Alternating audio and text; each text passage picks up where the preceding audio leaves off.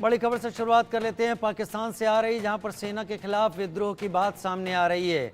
पश्तूनों ने पाक सेना के खिलाफ मोर्चा खोल दिया है। पाक सेना के खिलाफ पख्तूनों का जबरदस्त विरोध प्रदर्शन। बौखलाई पाक सेना ने प्रदर्शनकारियों पर फायरिंग कर दी है। फायरिंग में कम से कम 7 प्रदर्शनकारियों की मौत हो जाने की खबर है। पाकिस्तान इस वक्त हर मोर्चे पर जूझ रहा है। टीटीपी के आतंकवादी पाकिस्तानी सेना के साथ मुकाबला कर रहे हैं। पश्तूनों ने पाकिस्तानी सेना के खिलाफ मोर्चा खोल दिया है। पाक ऑक्यूपाइड कश्मीर में वहां के निवासी पाकिस्तान सेना के खिलाफ प्रदर्शन कर रहे हैं और ये लगातार उसकी सीरीज में अब पश्तूनों ने जो विरोध प्रदर्शन किया उस पर बौखलाई पाकिस्तानी सेना ने फायरिंग की, जिसमें 7 प्रदर्शनकारियों के मारे जाने की खबर सामने आ रही है। बड़ी खबर इस वक्त की।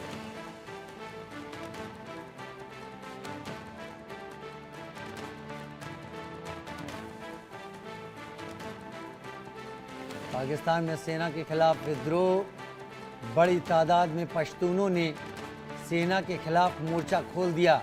पाक सेना के खिलाफ पश्तूनों का जबरदस्त प्रदर्शन हो रहा है।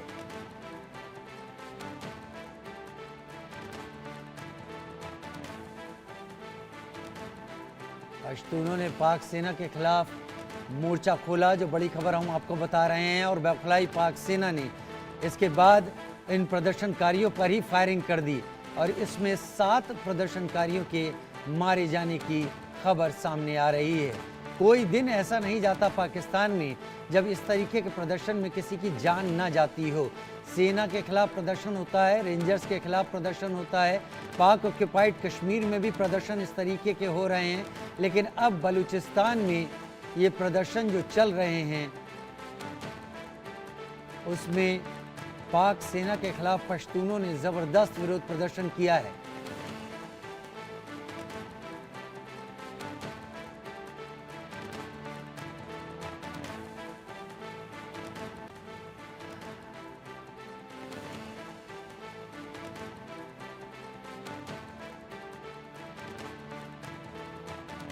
यूके देवनाथ सर मेरे साथ जुड़ गए हैं, जेके बंसल सर मेरे साथ इस वक्त जुड़ गए हैं डिफेंस एक्सपर्ट के तौर पर। सबसे पहले जेके बंसल सर, पाकिस्तान में कोई दिन ऐसा नहीं होता जब वहां की आर्मी को जूझना ना पड़ता हो। ये एस्टेब्लिशमेंट की गलतियां हैं या पाकिस्तानी आर्मी की महत्वाकांक्षाएं कि वो अपने काम, वो अपने एम से भटक चुकी है और अब हर जगह उलझ रही है? ये पाकिस्तान की फौज अपने एम से भटक करके आप देखेंगे जो पाकिस्तान की फौज है वो बिजनेस करती है। मतलब सारे उसके कोई एम है ही नहीं लड़ने की। अब लड़ने के जब एम नहीं है, वो जो वहाँ पे खैबर पख्तूनख्वा में जो जीनोसाइड करती हैं, वहाँ पे वहाँ के लोगों को मारती हैं, वहाँ को उनको जबरदस्ती उठा के ले जाते हैं। और अभी जो लेटेस्ट हुआ है, ये एक तहरीक तालिबान पाकिस्तान की जो एक ग्रुप है, टेररिस्ट ग्रुप, उन्होंने जाके एक बम्बार्डमेंट कर दिया इनके कैंटोनमेंट में, जिससे बन्नू करीब कैंट, 800। जी, बन्नू कैंट। हाँ जी, बन्नू बन्नू बन्नू BANNU बन्नू में। तो वहां पर जाने के बाद में फिर उन्होंने गोली चलाई, तो उसमें करीब 20 लोग मरे, 20 उनके मर गए कुछ वहां पे। फिर दोबारा जो पख्तूनी लोग हैं वो कहते हैं कि हम बीच में मारे जा रहे हैं, हमको भी दिक्कत हो रही है। तो उन्होंने पीसफुल एक प्रदर्शन किया और उस पीसफुल प्रदर्शन पे भी गोलियां चला दी। जो उनकी एक जो पख्तून तहफूज मूवमेंट है, उसके जरिए वो ये दिखाना चाहते हैं कि जो हमको सेकंड क्लास सिटीजन की तरह से वो इस्तेमाल करते हैं और डिस्क्रिमिनेशन है, हमको अधिकार मिलने चाहिए। तो ये एक बात भूल जाता है पाकिस्तान के, जब जो अलेक्जेंडर जो सिकंदर आया था, जब वो पाकिस्तान, उसने सारी दुनिया को जीता, लेकिन जब पख्तून से गुजरा था तो उसके पैर में उन्होंने तीर मार दिया था उस समय एरो, और वो तीर मारने से वो घायल हो गया और ऑलमोस्ट मर चुका था। तो मतलब कहने का ये है कि जो पख्तूनी है वो काफी अपनी सेल्फ प्रोटेक्शन के लिए लड़ सकते हैं, और पाकिस्तान को समझ आना चाहिए कि उनके साथ में सौतेला व्यवहार ना करे। और दूसरा, जो चाइना का वहाँ पे दखलंदाजी है और चाइना को प्रोटेक्शन देने के चक्कर में ये वहाँ की जनता को परेशान कर रहे हैं। चाइना वहाँ पे एक डेथ ट्रैप में फंसा करके वहाँ के जितने भी रिसोर्सेज हैं, जो संपदा है, खनिज पदार्थ हैं, उनको सबको यूज करना चाहता है। तो ये जो इस तरह से जो ये पाकिस्तान की जो आर्मी है और पाकिस्तान का स्टेट तो कुछ है ही नहीं, जो वहाँ की गवर्नमेंट तो इनके हाथों की कठपुतली है, उनके इशारों पर चलती है। तो ये सब मिला करके पाकिस्तान की गवर्नमेंट और पाकिस्तान की आर्मी ने ये एक सब कुछ परेशानी पैदा की हुई है। टेररिस्ट वहाँ पर हैं, इनके कंट्रोल में नहीं है, और उथल पुथल, इकोनॉमी फेल्योर है, कोई वहाँ इंडस्ट्री नहीं है। और इनका जो है $8 बिलियन का सिर्फ सिर्फ रिजर्व है। कोई अभी 77 बिलियन तो इनको नेक्स्ट 2 इयर्स में लौटाने हैं। अपना पैसा लेते रहते हैं उधार, और उससे उधार चुकाते रहते हैं और ब्याज देते रहते हैं। वहाँ पे कोई बहुत ही एक फेल्ड स्टेट है, और ऐसी स्थिति में पाकिस्तान जो है वो आर्मी अपने मजे ले रही है, वहाँ पे बिजनेस चलाती हैं। सुना है कि जो पहले बाजवा थे, सिर्फ जीरो बैलेंस था। जब वो रिटायर हुए तो उसका करीब 2,000 करोड़ का उनका पाकिस्तानी पैसों में उनकी संपत्ति बन गई। तो जब वहाँ की पाकिस्तानी फौज लूट रही है अपना, और इसी वजह से वो शांति नहीं होने देती, क्योंकि उनकी जो है इंपॉर्टेंस खत्म हो जाएगी। तो चारों तरफ बॉर्डर पे उन्होंने अशांति क्रिएट की है अपनी इंपॉर्टेंस बढ़ाने के लिए। जी बने रहिए सर हमारे साथ, यूके देवनाथ सर आप भी बने रहिए। लेकिन हम अपने दर्शकों को बता दें कि पश्तूनों को हम जाने तो कि पश्तून कौन होते हैं। पख्तून यानी पठान कहा जाता है। मुख्य रूप से उत्तर पश्चिम पाकिस्तान, नॉर्थ वेस्ट पाकिस्तान में रहते हैं। दक्षिण और पूर्वी अफगानिस्तान में भी रहते हैं। पाकिस्तानी पश्तून अफगानिस्तान से आए हुए यहाँ पर नागरिक हैं जो कि यहाँ पर रहते हैं, और दरअसल इस पूरे इलाके का पाकिस्तान दोहन कर रहा है चीन के जरिए। यहाँ पर काफ़ी ज़्यादा अपने प्रोजेक्ट लगाने की कोशिश कर रहा है। इससे पहले टीटीपी ने यहाँ हमला किया था जिसमें कि पाकिस्तान के 8 सैनिक मारे गए थे। हालांकि 10 टीटीपी के भी आतंकवादी मारे गए थे। और उस बीच में जब पश्तूनों का कहना कि वो बीच में पिस रहे हैं, तो उनके ऊपर भी वो गोलीबारी कर दी गई, 7 की मौत हो गई, कई घायल हुए हैं।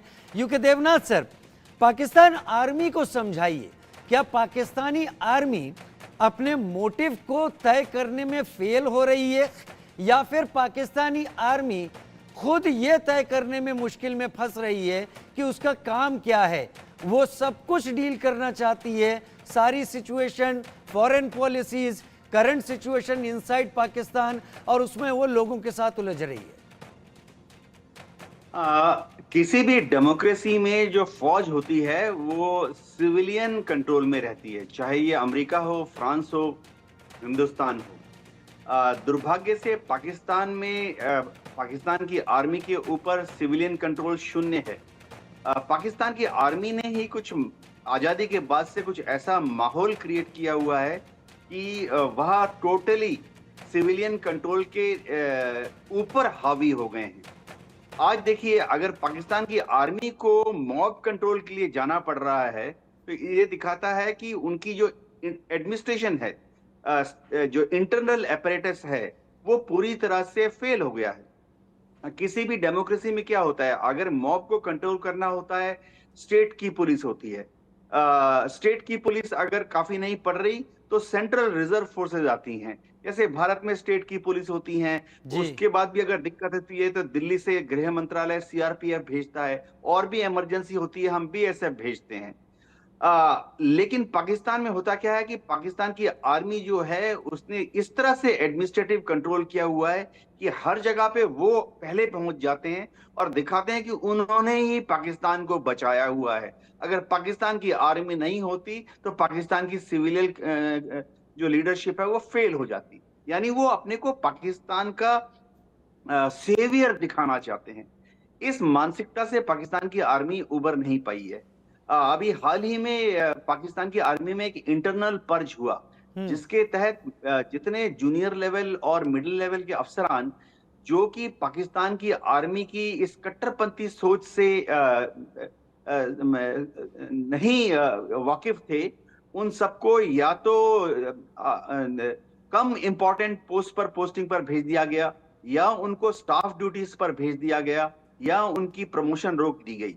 और जो जूनियर ऑफिसर या मिडिल रैंकिंग ऑफिसर थे जिन्होंने ऐसी सोच दर्शाई कि पाकिस्तान की आर्मी ही पाकिस्तान को बचा सकती है, पाकिस्तान की आर्मी ही पाकिस्तान में सुप्रीम पावर है, ऐसे ऑफिसर्स को प्रमोशन देकर इंपॉर्टेंट असाइनमेंट्स में, कमांड असाइनमेंट्स में भेजा गया। कुछ ऑफिसर जिन्होंने कि पाकिस्तान की आर्मी चीफ का विरोध किया, army officer participate in politics, ऐसे लोगों को रिटायर करके घर भेज दिया गया। तो ये पाकिस्तान की आर्मी की अंदरूनी बीमार मानसिकता को दिखाता है। और जी। इसी के चलते पाकिस्तान में इस तरीके हालात बने हुए हैं कि जहां पर कहने को तो डेमोक्रेसी है, लेकिन वो डेमोक्रेसी चल नहीं पा रही। पैरेलली आर्मी भी अपने एक रूल रेगुलेशन के साथ पाकिस्तान को कंट्रोल कर रही है। बड़ी खबर का रुख कर लेते हैं, उसके बाद मेरे साथ अरविंद तेजावत जी भी जुड़ गए हैं, विदेश मामलों के जानकार के तौर पर। अफगान सीमा पर पाकिस्तानी सेना के खिलाफ प्रदर्शन हो रहा है। पाकिस्तानी सेना के मिलिट्री ऑपरेशन का विरोध हो रहा है। आतंकवाद के नाम पर अफगान सीमा पर परेशान कर रही है सेना, जिसे जब चाहे तब गिरफ्तार किया जा रहा है। पश्तूनों पर पाक आर्मी अत्याचार कर रही है, यानी पाकिस्तानी आर्मी अपने खिलाफ एक और ऐसा गुट तैयार करने की तैयारी कर रही है जो कि अब आगे आने वाले दिनों में उसके लिए नासूर बनने की तैयारी कर रहा है। अरविंद तेजावत जी मेरे साथ लगातार जुड़े हुए हैं। अरविंद तेजावत जी, करंट जो सिचुएशन है, आज के जो हालात हैं, पाकिस्तान कई मौकों कई मुद्दों पर वर्ल्ड ऑर्डर में खुद को साबित करने पर लगा हुआ है। एफएटीएफ की ग्रे लिस्ट से वो बाहर नहीं आ पा रहा। वहां वो कह रहा है मैं आतंकवादियों के खिलाफ कार्रवाई कर रहा हूं। आतंकवादियों के खिलाफ कार्रवाई करने के नाम पर एक टोटल सोसाइटी को वो वहां पर अपने टारगेट में ले लेती है वहां की आर्मी। तो वेस्टर्न फ्रंट पर अफगानिस्तान से उलझने का पाकिस्तान की ये जो कोशिश है, ये सोची समझी है या पाकिस्तान तय नहीं कर पा रहा कि उसे अभी करना क्या है? बिल्कुल ठीक कह रहे हैं आप। जो आपने अपनी जो अंतिम बात समाप्त की है कि पाकिस्तान यह तय नहीं कर पा रहा है कि उसे करना क्या है। दरअसल बेसिकली यह पाकिस्तानी आर्मी और वहाँ के पाकिस्तान लोगों के लिए एक आइडेंटिटी क्राइसिस भी है कि वे अपने एग्जिस्टेंस को लेकर चिंतित हैं, और क्योंकि अंतर्राष्ट्रीय संबंधों में वो पूरी तरीके से फेल हो रहे हैं, इसलिए यह वो देख रहे हैं कि अफगानिस्तान से जो उनके इतने जो बेहतर रिश्ते किसी दशक में हुआ करते थे, अब वहाँ पर भी भारत अपना जो सिक्का है वह जमा रहा है, और अफगानिस्तान के जो इंटरनल मामलों में वह अपनी उपस्थिति बहुत तेजी से दर्शा रहा है। ऐसे में यह एक प्रेशर पॉलिटिक्स हो सकती है कि अफगान सरकार पर किसी न किसी तरीके का एक दबाव बनाया जाए कि अगर आप हमें ध्यान नहीं देंगे हमारी तरफ, तो हम आपके लिए परेशानियां खड़ी करेंगे। दूसरा, बिल्कुल आपने ठीक कहा है कि पाकिस्तान में बहुत सारी समस्याएं हैं। इस तरीके की जो पॉलिटिक्स है वह उसे कोई बहुत बेहतर नहीं बना सकती है। पाकिस्तान में महंगाई लगातार बढ़ रही है, और जो एशियन विकास बैंक है उसके हिसाब से देखा जाए तो पाकिस्तान एशिया का सबसे महंगा देश साबित हो चुका है। ऐसे में वहाँ लोगों को बहुत सारी समस्याओं का सामना करना पड़ रहा है।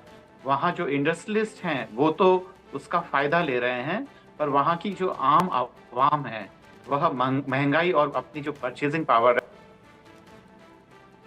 आ रही है।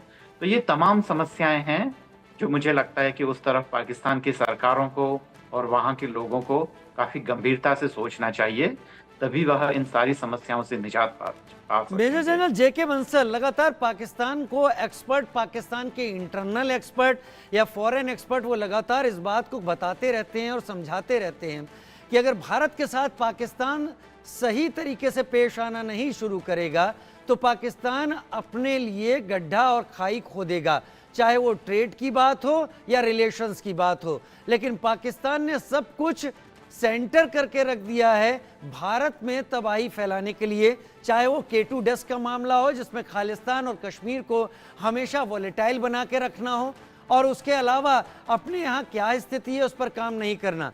तो क्या आपको लगता है निकट भविष्य में पाकिस्तान इस तरफ सोचेगा या फिर पाकिस्तान इसी हालत में आगे चलता रहेगा? देखिए, आपने बिल्कुल सही कहा कि उस जो वहाँ के लीडरान हैं, नेता हैं, वो ये एडवाइज कर रहे हैं कि भारत के साथ अच्छे संबंध किए जाएं जिससे व्यापार बढ़ेगा और पाकिस्तान के अंदर खुशहाली आए। लेकिन समझने की बात यह है कि ये जो हिंदुस्तान के साथ रिलेशन पाकिस्तानी आर्मी बिल्कुल नहीं चाहती। कारण उसका ये है कि इस समय जो पाकिस्तानी जो उनकी खुद इकोनॉमी है या जो जीडीपी है उसका 15% डिफेंस बजट है, 15%। अब इतना बजट जो है वो पाकिस्तान की आर्मी के लिए जाता है, जिसको पाकिस्तान जितना भी पैसा बाहर से आता है उसको पाकिस्तान की आर्मी हजम कर जाती है। भारत के साथ अच्छे रिश्ते होने से फिर ये बजट घट जाएगा, जब अच्छे रिश्ते हो गए तो फिर लड़ाई की जरूरत नहीं, जब लड़ाई की जरूरत नहीं तो सेना पे इतना ध्यान कम दिया जाएगा।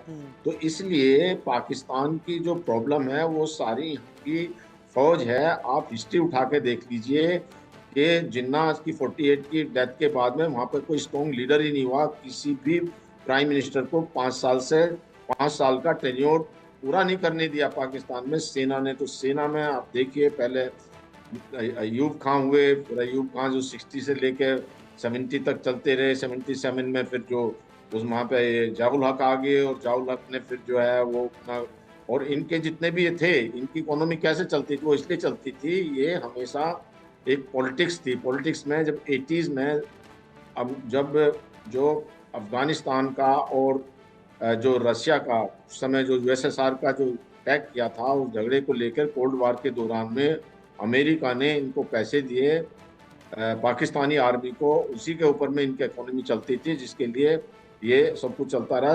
2013 के करीब में जब ये सब कुछ ओवर हो गया तो उस समय जो है अमेरिका ने पैसे देने बंद कर दिए। जब इनको पता लगा कि जो अलकायदा का हेड है वो भी वहीं पे है, और जो उसका तालिबान का हेड है वो भी वहीं पे है, तो उसके बाद फिर ये चाइना की तरफ बढ़े। अब चाइना इनको डेथ ट्रैप में फंसाता जा रहा है। करीब $65 बिलियन लगा दिए हैं, और इसलिए इनको अपना, इनके सारी जो ग्वादर एयरपोर्ट सबको कब्जा लेगा। तो ये आर्मी जो है वो नाकाम है, उनको संरक्षण नहीं दे पा रही है, और आर्मी का ही सब कुछ करा धरा है। आर्मी वहाँ पर जो है ये चाहती नहीं है, और जो सिविलियन लीडर हैं उनके अंदर इतना किसी के अंदर दम नहीं है कि वो आर्मी को चैलेंज कर सकें या अपना कोई डिसीजन या ले सकें। जो थोड़ा वो ताकि जेल में बंद कर दिया। अब तो ये ऐसे ही चलता रहेगा जी। लेकिन कहते हैं ना यूके देवनाथ सर, आर्मी जिस देश की भी होती है, आर्मी जहां भी होती है, वो कायदे और नियम में चलती है। कम से कम सोसाइटी में अगर अलग अलग सेक्टर्स हैं तो उसमें आर्मी या वर्दीधारियों को माना जाता है कि वो उनका कायदा, उनका नियम हमेशा फिक्स रहता है। पाकिस्तान की आर्मी जिस कायदे पर चल पड़ी है, वो कायदा क्या वहाँ के डेमोक्रेसी के साथ कभी जेल कर पाएगा? और अगर नहीं कर पाएगा तो पाकिस्तान का वेस्टर्न सेक्टर हो या नॉर्दर्न सेक्टर हो या कोई भी सेक्टर, वो इसी तरीके से वोलेटाइल रहेगा या वो वोलेटाइल रखेगी? देखिए, पाकिस्तान की आर्मी ने आजादी के बाद से ही सत्ता का सुख चख लिया था। भारत में आजादी के बाद भारत की आर्मी ने लड़ाई लड़ी 1947-1948 में पाकिस्तान के साथ, और जैसे युद्ध खत्म हो गया, हमारे देश में हमारी फौजें, हमारे जो ऑफिसर्स थे वो कैंटोनमेंट में वापस आ गए, पीस स्टेशंस में वापस हो गए। हमने ध्यान दिया इक्विपमेंट की तरफ, ट्रेनिंग की तरफ, और अगर युद्ध होगा भविष्य में पाकिस्तान के साथ या और किसी के साथ, वो कैसे लड़ा जाए उस तरफ। लेकिन जैसे ही 1947-48 में पाकिस्तान आजाद होने के बाद जैसे ही लड़ाई शुरू हुई भारत के साथ, तुरंत उसी वक्त 1947-48 की बात कर रहा हूं, जब पाकिस्तान मात्र आजाद हुआ था, उनकी आर्मी ने उनकी सरकार में दखल देके एक बहुत बड़ा बदलाव किया कि आर्मी के जो ऑफिसर्स थे उनको बड़ी बड़ी जो उनके सरकारी संस्थान थे वहां पर डायरेक्टर, चेयरमैन बना दिया। ये शुरुआती दिनों में ही हो गया था, और उसके बाद से लेके आज तक पाकिस्तान इस चुंगल से नहीं निकल पाया। पिछले साल का भी असेसमेंट है कि 350 से ज्यादा पाकिस्तानी फौज के रिटायर्ड ऑफिसर पाकिस्तान सरकार के अलग अलग उपक्रमों में जैसे जिसको हम PSU, PSCs बोलते हैं, उनके चेयरमैन हैं या उनके CEO हैं। यानी तो directly indirectly control Pakistani army ने बना के रखा हुआ है।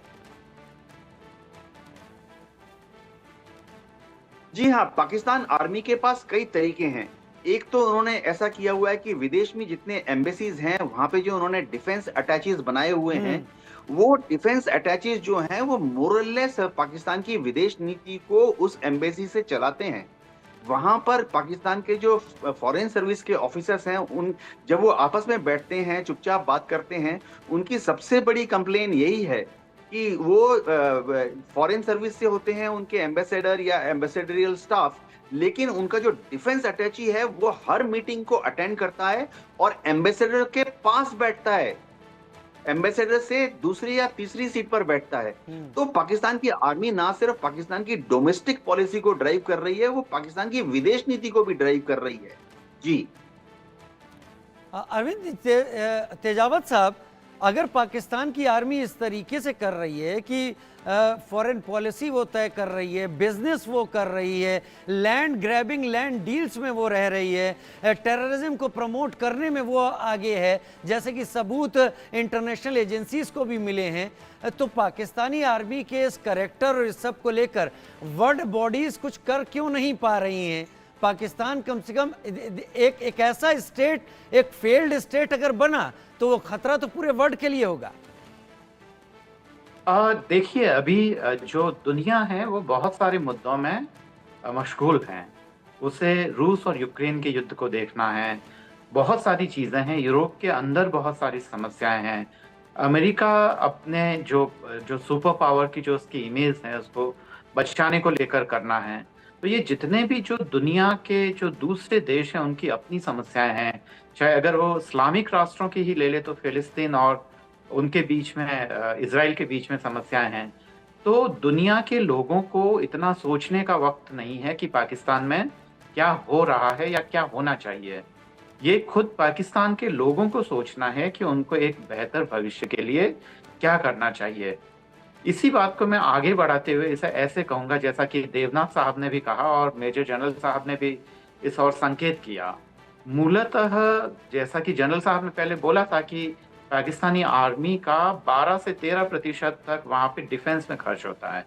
तो ये खर्च इसलिए होता है कि बेसिकली बहुत सारी जो अनऑडिटेड जो अमाउंट होता है वह करप्शन के भेंट चले जाता है, वो सारा का सारा सुरक्षा के काम में नहीं आता है। ऐसा बहुत सारे राष्ट्रों में होता है। और जहाँ जो प्रजातांत्रिक जो संस्थान हैं, जो डेमोक्रेटिक इंस्टीट्यूशंस हैं, मान लो वो जुडिशरी हुई या सरकार के जो दूसरे अंग हुए, चाहे वो प्रेस हुए, ये सारे जब ठीक तरीके से ताकत के साथ काम नहीं करते हैं या उन्हें पंगु बना दिया जाता है, तो इस तरीके की समस्याएं आती है और जनता के हित के लिए काम कम होता है, उन लोगों के हित के लिए काम ज्यादा होता है जो दरअसल सत्ता के ऊंचे शिखरों पर बैठे हुए होते हैं। और मेजर जनरल साहब ने ये बात ठीक ही बोली कि जब जनरल जो जिया के टाइम है या मोहम्मद अली जिन्ना के मरने के बाद में अयूब साहब के टाइम से ही ये सारी स्थिति देखने को मिली थी, पर क्योंकि भारत के डेमोक्रेटिक इंस्टीट्यूशंस काफी मजबूत थे इसलिए वह स्थिति नहीं आ पाई। क्योंकि एक समय इंदिरा जी को ये लगा जरूर था कि मोनेक शाह काफी ताकतवर हो गए हैं या वो कुछ ऐसा कर सकते हैं, पर वो संभव नहीं था। कारण ये था कि एक तो वो भारत का जो रिलीजियस सेटअप था वो पारसी थे और फिर बहुत सारी वो इंटरनल सपोर्ट भी नहीं था और भारत के इंस्टीट्यूशंस में इतनी ताकत थी कि वो ऐसा नहीं कर सकते थे। पर पाकिस्तान का जो उसका जो रिलीजियस कैरेक्टर है या बहुत सारी चीजें हैं, तो पाकिस्तानी आर्मी ने उसको अधिकृत तो आप देखते हैं आगे आने वाले कुछ दिनों में पाकिस्तानी आर्मी जिस तरीके से अलग अलग कम्युनिटीज के साथ अब फाइट में उलझ गई है, उस तरीके के और इंस्टांसेस सामने आएंगे। अभी तो पश्तूनों के साथ हुआ है, बाकी सिंधी भी हैं वहां पर, कलश भी हैं अलग अलग जगह। बिल्कुल, हाँ, कलश बहुत थोड़ी सी मात्रा में है, तो उनका होगा कि नहीं। सिंधी इसी तरीके से अगर हम भारत से तुलना करें तो पाकिस्तान का जो डाइवर्स कैरेक्टर है वो बहुत ज्यादा नहीं है, पर विद इन जो इस्लाम है उसमें बहुत सारी है, सिया सुन्नी है या बहुत सारे जो हैं उनको लेकर इंटरनल क्लैश हो सकते हैं। कलश या सिंधियों से उतना नहीं होगा, क्योंकि बेसिकली जो कम्युनलिज्म या उसके जो बेसिक कैरेक्टर को समझने वाले लोग हैं, खासकर पाकिस्तानी कम्युनलिज्म को अगर हम देखें तो यह पूरी तरीके से स्पष्ट है कि वो किसी रिलीजन से अटैच नहीं होता है। मेजर जनरल बंसल, इस सारे हालात के पीछे पाकिस्तान का कट्टरपंथी इस्लाम कितना जिम्मेदार है? कट्टरपंथी जो वहाँ का धड़ा है वो जिम्मेवार नहीं है, वो फायदा उठा रहा है। जिम्मेवार तो है यहाँ की आर्मी, जो सेना है, जो इतनी यहाँ की मिलिट्री है वो जिम्मेवार है। अभी जिम्मेवार यहाँ तक है कि नहीं, अगर इन दोनों का कॉकटेल सेना में ही मौजूद हो, कट्टरपंथ और आर्मी दोनों चीजें, हाँ, तो बहुत ही ये गड़बड़ हो जाएगी। लेकिन यहाँ पर यह देखना पड़ेगा कि जो कट्टरपंथ है, जो पीटीटी के है, जो टीटीपी है, तहरीक तालिबान पाकिस्तान, वो सबसे कट्टरवादी लोग हैं और वो चाहते हैं कि पाकिस्तान को वो रूल करें और शरिया कानून यहाँ पर लग जाए। लेकिन पाकिस्तानी आर्मी उसके विरुद्ध लड़ रही है। देखिए, कोई किसी का नहीं है, सब अपना अपना इंटरेस्ट देख रहे हैं। और वो जो पाकिस्तानी आर्मी को जब जब जो जितने कट्टरवादी हैं, इनकी आवश्यकता होती है, कहीं टेररिज्म फैलानी है, तो उनको इस्तेमाल कर लेते हैं। लेकिन जहां उनको खतरा पैदा होता है तो वो उनसे थोड़ा दूरी बना के रखते हैं। ठीक है सर, समय तो कम है, यही एक कमेंट में यूके देवनाथ सर से भी ले लूंगा। यूके देवनाथ सर, आपको कट्टरपंथ कितना जिम्मेदार लगता है वर्तमान पाकिस्तान के हालात के लिए? पाकिस्तान को अगर आगे बढ़ना है तो उसे इन हीन धार्मिक विचारों से निकलना पड़ेगा। ऐसा हो पाएगा? पाकिस्तान की फौज को, पाकिस्तान की सरकार को। ऐसा शायद निकट भविष्य में ना हो, लेकिन पाकिस्तान की अगली पीढ़ी जो पढ़ रही है यूनिवर्सिटीज में, वो शायद थोड़ा ज्यादा जागरूक है।